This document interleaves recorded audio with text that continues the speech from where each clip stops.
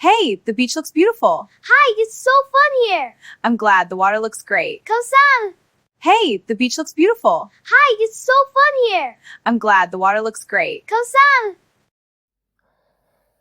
ዛሬ ደግሞ ይዤ የመጣሁት ቪዲዮ ማለት ነው ውድ ቤተሰቦች የማንነት ጥያቄና የራስ ወዳድነት የሚያሳጣውን ነገሮች ለመናገር ነው እንጂ በእርግጥ በድራማው ላይ ለማውራት ፈልጌ አይደለም ማለት ነው።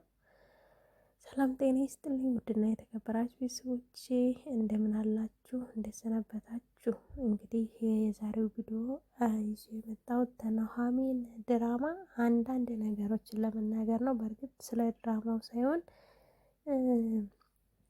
በዚህ አጋጣሚ በዚህ ህይወት ላይ በምናልፍ ሰዎች ያለው አጋጣሚ ለመናገር ትንሽ ለመሞከር ነው እንጂ ለሌላ አይደለም ማለት ነው። እና ይህንን ያልኩባችሁ ምክንያት ራስ ወዳድነት የሚያሳጣው ነገር እና ማንነት ጥያቄ ምንጊዜም ተጭንቅላታችን ስለማይለቅ ነው ልናገር የፈለኩት ማለት ነው። ናሁም የማንነት ጥያቄውን እኔ ማነኝ እኔ ከየት ነኝ እያለ ሲጠይቅ የነበረው እንግዲህ በየሁላችንም ቤት ባይሆንም በእያንዳንዶቻችን ቤት የማንነት ጥያቄ ሊኖር ይችላል ማለት ነው። ለምሳሌ እናት ልጇን ስታሳድግ አባቴ ማን ነው? አባት ልጁን ሲያሳድግ እናቴ ማን ናት ብለን መጠየቃችን አይቀርም። ስለዚህ እኛ የማንነት ጥያቄነታችን ሲመለስልን ደግሞ ለምን የምንለው ነገርስ ለምን ጥለሽ ሄድሽ? ለምን ጥለህ ሄድክ? ለምን ነበር ከእናቴ ጋር የተጣላሽው? ለምን ነበር ከእናቴ ጋር የተጣላኸው? ወይም ደግሞ ከአባቴ ጋር የተጣላሽው እያልን ማንነት ጥያቄያችንን በመጠየቅ በማስጠየቅ በመጠያየቅ እንግዲህ ስናሰፋውና በጣም ረጅም ቦታ ስንሰጠው ሲብዛዛ ይኖራል ማለት ነው። ራስ ወዳድነት ደግሞ ልክ እንደ ዳግም አባት ማለት ነው።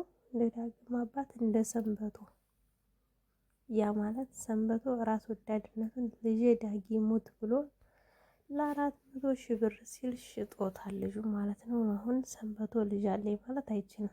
አንዳንድ ሰዎች ደግሞ ለገንዘብ ሲሉ የልጆቻቸውን የማንነት ጥያቄና ልጆቻቸውን ቀብረው ለገንዘብ ሲሉ በጣም ብዙ ነገሮች አድርገው ይሄዳሉ ማለት ነው። ያ ማለት ምንድን ነው? ራስ ወዳድነታችንን ያመለክተናል። ራስ ወዳድ ከመሆን ይልቅስ ቆም ብለን ብናስብና ለልጆቻችን ወይም ደግሞ ለቤተሰቦቻችን የማንነት ጥያቄ ወይም ደግሞ ለገንዘብ ብለን ቤተሰብን የምንቀየር ሰዎች ከዚህ ድራማ ልንማር ይገባናል። በእርግጥ እኔ ስለ ድራማው ላወራ አይደለም፣ ግን እኔ የተሰማኝን ስሜት ለመናገር ነው እዚህ ጋር የመጣሁት። ውድ ቤተሰቦቼ አሁንም እንደተለመደው ለዚህ ቻናል አዲስ የሆናችሁ ላይክ፣ ሼር፣ ሰብስክራይብ በማድረግ ቤተሰብ ይሁኑ እያበረታቱኝ እያልኩኝ አደራ ፕሊዝ ላይክ ሼር በማድረግ እንድታበረታቱ በአክብሮት እየጠየቁኝ አሁንም እንቀጥላለን ማለት ነው። አጠር ያለች ቪዲዮ ነው መልእክቴን ለማስተላለፍ የምፈልገው። ልክ እንደ ናሁም እናት ደግሞ አንዳንዴ በችግርና በመከራ ውስጥ እንሆንና መከራና ችግርን ለማሳለፍ ብለን ወይ ሀገር ውስጥ እንወጣለን ወይ ሀገር ውጭ እንወጣለን ወይ ደግሞ ሀገር ውስጥ ሆነን የተለያየ ሀገር እንሄድና መመለሻው ይጨንቀንና ወይ ደግሞ ታመን ያልሆነ ደረጃ ላይ እንሆንና ለልጃችን አናስፈልጋትም አናስፈልገውም ጡረታ እንሆንበታለን ወይም ደግሞ ጡረታ እንሆንባታለን ብለን የማንነት ጥያቄያቸውን ሳንመልስ እንቀራለን። መተን ደግሞ እናሳውቅና ያንን የማንነት ጥያቄ ለመመለስ ትሞክሩና አንዳንድ ወላጆች ደግሞ ማለት ነው ሳትጨርሱት በጅምሩ ህይወትን እንደ መለምለም ታደርጉና መልሳችሁ ታጨልሙታላችሁ ማለት ነው። ልክ አሁን የናሁም ህይወት እንደጀመረው ማለት ነው። እርግጥ ይሄ የድራማ ስለሆነ አስተማሪ ነገር አለው። እኔ በጣም ነው የምከታተለው። ቤተሰቦች እንግዲህ ይሄ ድራማ የሚያስተምረው እንደኔ አስተሳሰብና እኔ እንደተረዳሁት የሚያስተምረው ምንድን ነው? የማንነት ጥያቄና የራስ ወዳድነት። ሌላው የአምራን መቀየርና የጩና መቀየር ለኔ ያስገርሞኛል። የዶክተሩ ደግሞ ታምራን ፍቅር ዳርዳር ማለትና የዳግም አምራን ጋር መሆን ብዙ ጥያቄዎችን ያስነሳል። ለምን ክፉ ናቸው እነዛ ሰዎች? ሄጭ ብለን ላይናችን የጠላላቸው ነገሮች እንደዚህ ደግሞ ተምረውና በስተመጨረሻ አስፈላጊ ነገር ሆኖ እንደምናገኛቸው ሁሉ ማለት ነው። እንግዲህ ድራማው እያስተማረን ያለው ይህንን ነው።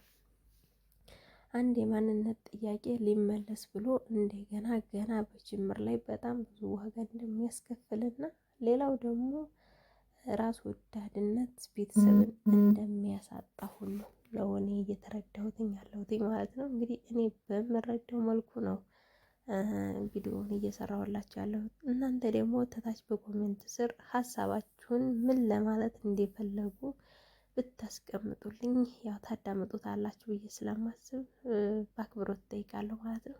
እውነቴን ነው። በኮሜንት ስር ድራማው እኮ ይሄን ነው የሚያስተምረው፣ ድራማው ይሄ ነው ትክክል ነው ወይም አይደለም የሚለውን ነገር ሀሳብ ብንገላለጽ ጥሩ ነበር። ያው ከኔ ጀምረው እኔም ስለማይመችኝ እናንተንም አይመቻችሁም ማለት አይደለም። እናንተ ቢመቻችሁ እኔ ቢመቸኝ እናንተን ይመቻችኋል ማለት ስላል አይደለ። ያው እንግዲህ በተቻለን አቅም ቆረጥም አድርገን ቢሆን ቪዲዮ ለመስማት ብንሞክር ጥሩ ነው። በእርግጠኛ ትንሽ እሰማለሁ ወይ ደግሞ ርዕስ ያለው ማለት ነው።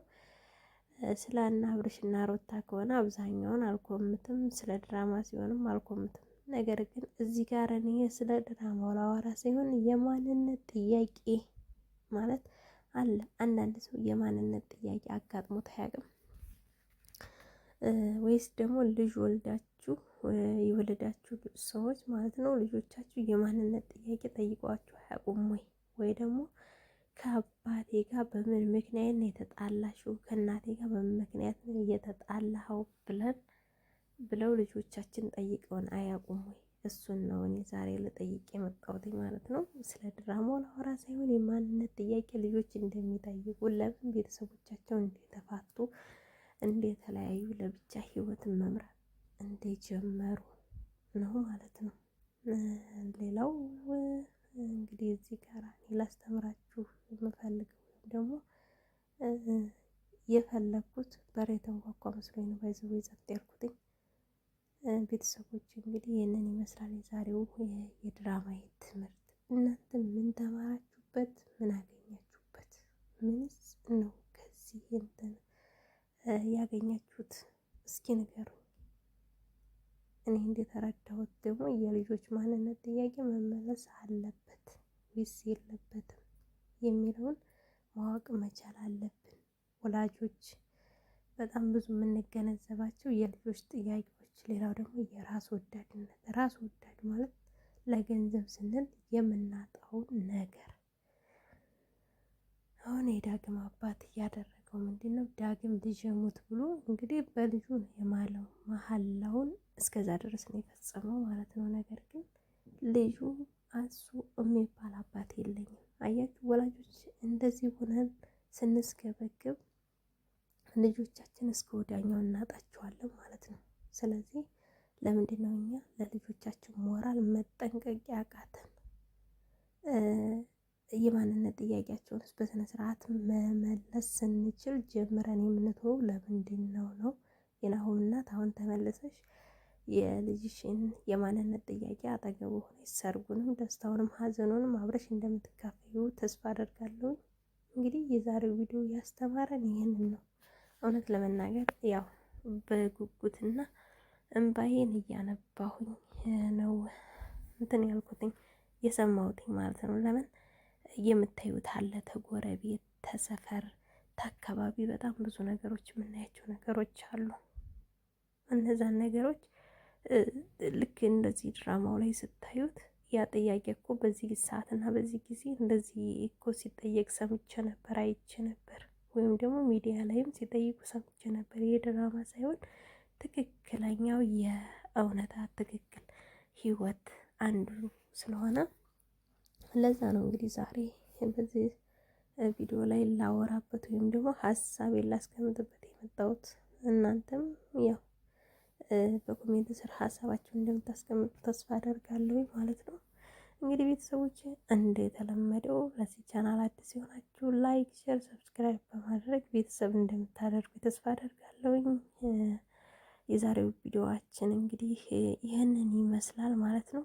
በጣም በአማረና ደስ በሚል ሁኔታ አዳምጬው ነው ቪዲዮውን ልሰራ የተገደድኩት ማለት ነው። ምክንያቱም አንዳንድ የማንነት ጥያቄዎች አሉ፣ የምሬን ነው የምላችሁ ማለት ነው። በጣም ብዙ ልንመልሳቸው ስንችል ጀምረን የምንተዋቸው ለምን አንጨርሳቸውም?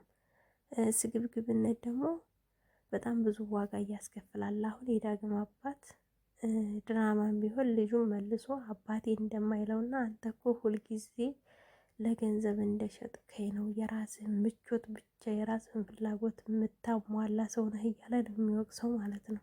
ልክ አንዳንድ ሰዎችም እንደዛ አይነት ወቀሳ እንደሚመጣባችሁ ረስታችሁት ነው ወይ ነው። አሁን ባለፈው ኢቢኤስ ላይ ቀርባ ልጇ በጉጉት በደስታ ሲቀበላት፣ እሷ ግን ምንድን ያለቻት? እንዲሁም ጋዜጠኛዋ ግን በፍቅርና በደስታ የእናትነት ስሜት አልተሰማሽኝም፣ አላየሁብሽም፣ የእናትነት ናፍቆት ወይም ፍቅር አላየሁብሽም ነው ያለቻት። እውነቷ ነው። እኔ ራሱ ሳያት ይሁን የጎረቤት ልጅ የምታቅፍ እንጂ እውነት እሷ ወልደው አድጎ እንደዛ ደረጃ ደርሶላት በፍቅር የምታቅፈው አይነት አልመሰለኝም። እና የጎረቤት ልጅ የምታቅፍ ቅርፍፍ ነው ያለችው። በጣም እንዴት እንዳስጠላችኝ እና እንደደበረችኝ ልክ እንደዛ አይነት ማለት ነው። እና አሁን ያለች እናቴ ምን ሆና ነው መልሶ ያንን የኢቢኤስ ቪዲዮ ሲያየው ምን ይሰማዋል ልጄ ብላ አለማሰቧ ምን አለ? እሺ ተውስጧ የሆነ ነገር እንኳን ቢሆን ለማስመሰል እንኳን ልጄ እንኳን አገኘሁ ብላ ጥምጥም ብላ ለማቀፍ ያልሞከረችው ለምንድን ነው? ገርበብ ያለችው ተፈጥሮዋም ሆኖ ሊሆን ይችላል። እዚህ ጋር ጀጅ ማድረግ አልችልም፣ ወይም ደግሞ አተች ማድረግም አልችልም። አንዳንድ ተፈጥሮ እንደዚህ ሊሆን ይችላል። ውስጧ በፍርሃትም ተሞልቶ ይችላል። ግን ሴትዮዋ ፍርሃት ያለባት አትመስልም። በቃ ገርበብ ነው ያለችውና ለምን የሚል እኔ ራሱ ጥያቄ ሆነብኝ ማለት ነው። ለምን? እንግዲህ የዛሬው ቪዲዮ ይህንን ይመስል ነበር። ውድና የተከበራችሁ የሀገሬ ልጆች በያላችሁበት የዓለም ዳርቻ ሰላማችሁ ብዙ ትርፍ ይበልል። በሌላ ቪዲዮ እስከምንገናኝ ባይ ባይ። መልካም ጊዜ ይሁንላችሁ። ቻው። Hey, the beach looks beautiful. Hi, it's so fun here. I'm glad the water looks great. Kosan. Hey, the beach looks beautiful. Hi, it's so fun here. I'm glad the water looks great. Kosan.